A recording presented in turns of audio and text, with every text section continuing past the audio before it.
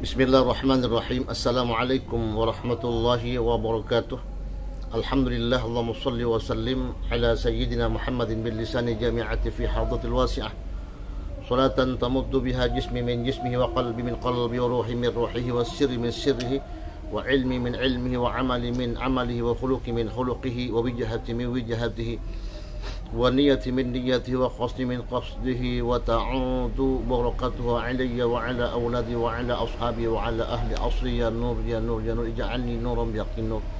Alhamdulillah, sahabatku dimanapun kalian berada, Allah subhanahu wa ta'ala masih memberikan kesehatan dan kesempatan kepada saya sehingga saya masih dapat menghirup udara yang segar. Dan harapan saya juga semua kalian selalu dalam keadaan sehat walafiat, dan yang sakit semoga cepat sembuh dari segala penyakitnya, dan yang ditimpa masalah demi masalah semoga cepat terselesaikan. Amin ya rabbal alamin. Mari kita tonton video dari Abu Yarrozi Hashim. Semoga bermanfaat. Selamat menonton.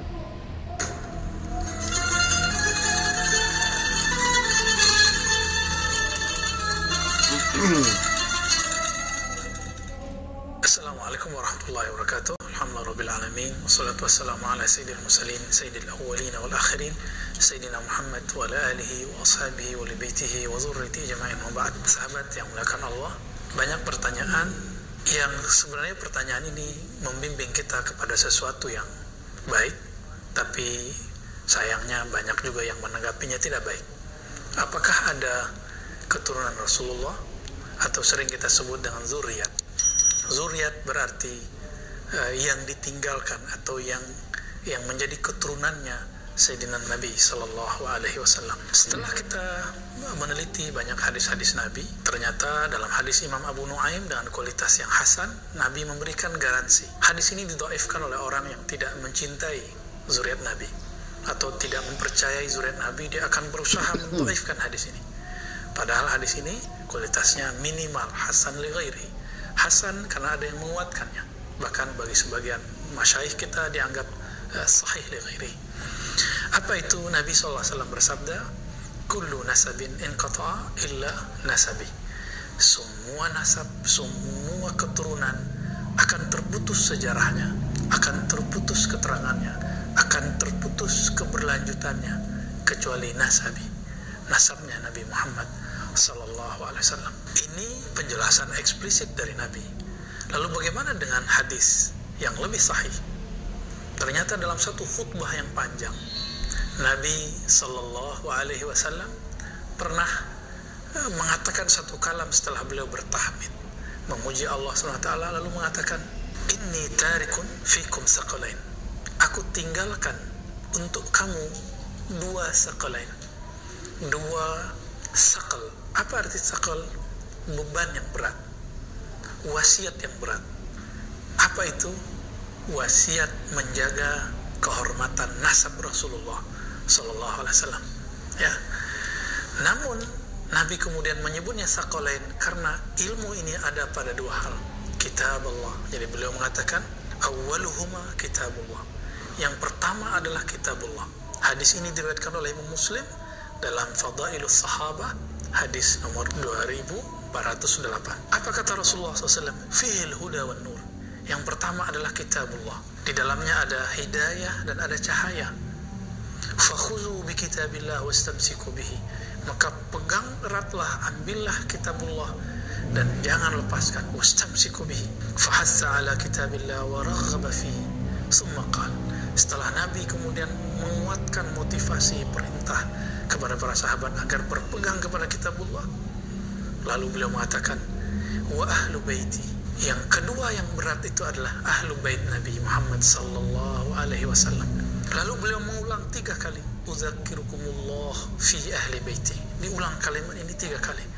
Aku ingatkan kalian terhadap mengenai pentingnya menjaga kehormatan ahlu baitku. Lalu beberapa sahabat bertanya di pertengahan hadisnya, alaysa nisa'uhu min ahli baiti, bukankah pasangan Nabi, istri Nabi adalah ahlu bait? Nabi mengatakan iya, tapi ahlu bait dalam kalimat hadis tadi itu khusus orang-orang yang diharamkan atau terlarang kita bersedekah kepada mereka. Hum alu Ali, mereka adalah keluarga keturunan Ali, alu Uqail, alu Ja'far, alu Abbas. Jadi 3-4 dari keluarga Nabi Sallallahu Alaihi Wasallam. Ya. Hadis ini teman-teman yang bukan Allah menunjukkan bahwa pesan Nabi, aku tinggalkan untuk kamu 2 pesan, 2 wasiat. Selama ini para penceramah, pengkhutbah, karena mohon maaf tidak menelaah dengan detail hadis Sahih Muslim, apa yang terjadi? Kebanyakan hanya menggunakan hadis yang tidak sampai derajatnya sesahih Imam Muslim. Itu ada dalam riwayat Imam Ibnu Abi Syaibah, salah satu guru dari Imam Muslim, punya kitab judulnya Al-Musannaf. Taraktu fikum amrain, aku tinggalkan kamu 2 amr, dua perkara, 2 urusan.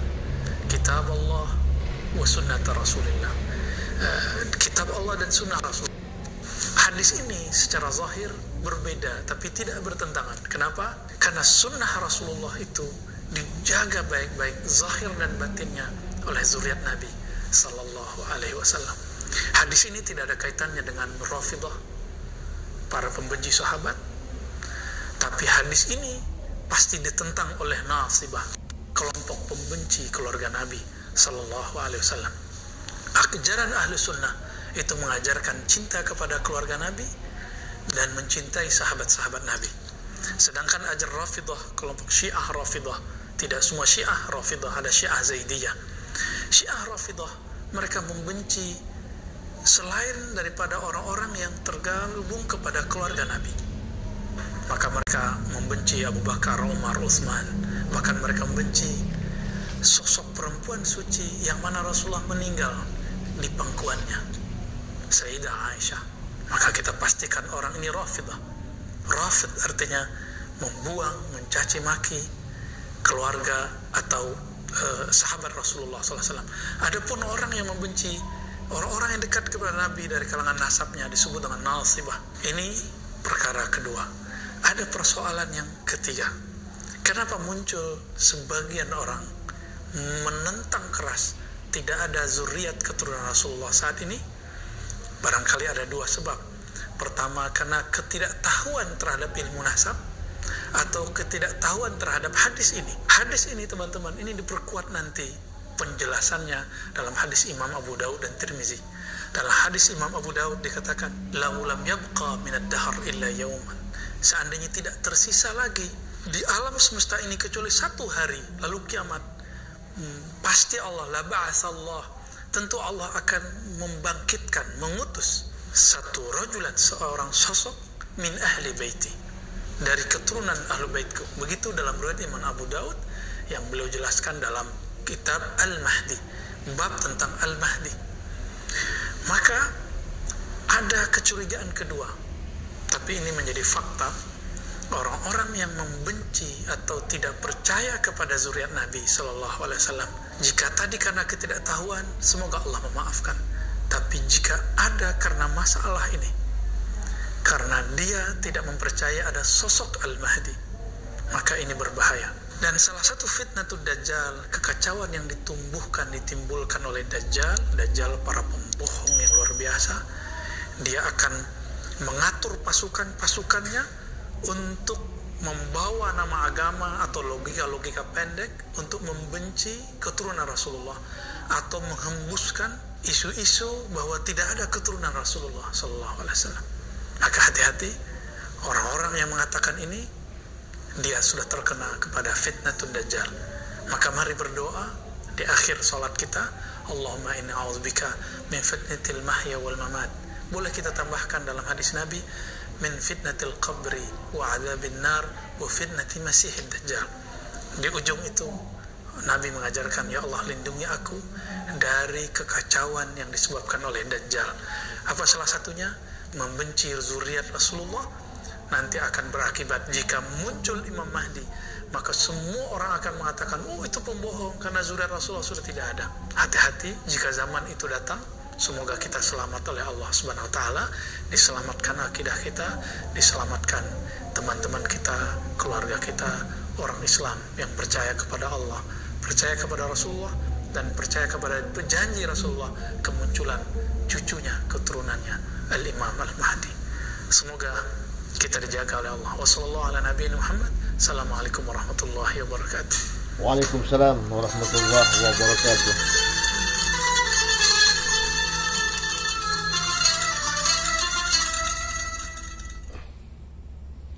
Demikianlah sahabat-sahabatku penjelasan dari Ustaz Ar-Razi Hashim, ya, Abuya Razi Hashim,